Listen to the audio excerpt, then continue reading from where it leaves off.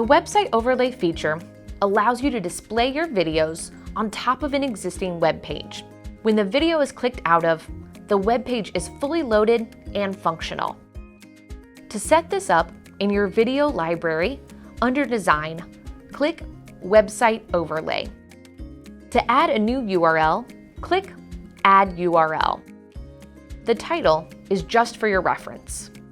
Then, add the URL you wish to use. When finished, hit Save.